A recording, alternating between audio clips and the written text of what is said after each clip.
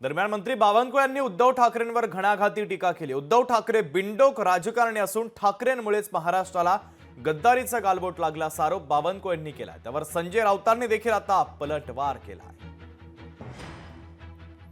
बिनडोक राजकारणी आहे उद्धव ठाकरे। 13 खासदार आणि 50 आमदार निघून जातात तरी त्यांना जाग येत नाही। त्यांचं नेतृत्व कुणीच मान्य करायला तयार नाही, म्हणून खासदार आमदार निवडून गेले। खासदार आमदारांशी कुठलाही संपर्क त्यांच्या जीवनात त्यांचा नव्हता, म्हणून एकनाथ शिंदेची लोक गेले आणि त्यांचे लोक त्यांच्यातून निघून गेल्यावर भाजपाला दोष देऊन माननीय अमित भाई, मोदीजी आणि भारतीय जनता पार्टीवर ते नेहमी टीका करतात। आत्मपरीक्षण केलं पाहिजे की आपण कुठे चुकलो आहोत।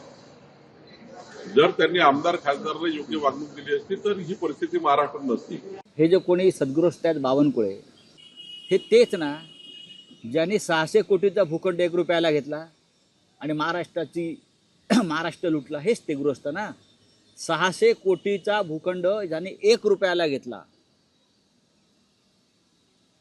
असा बालिशपणा आम्ही कधी करणार नाही महाराष्ट्र लुटण्याचा। हा काय, ईडी कुठे आहे, सीबीआय कुठे आहे? या माणसाला ताबडतोब अटक केली पाहिजे। देवेंद्र फडणवीसांनी याला महसूल मंत्रीपद दिलं, हा मोठा गुन्हा आहे। भ्रष्टाचारांना पाठीशी घालतात, राज्य लुटणाऱ्यांना मंत्रिमंडळात घेतात।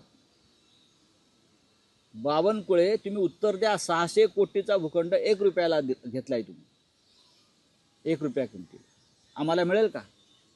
हा कसला बालिशपणा सांगताय तुम्ही, कसला? लोकशाही मराठी ऐका, पहा, जागरूक रहा।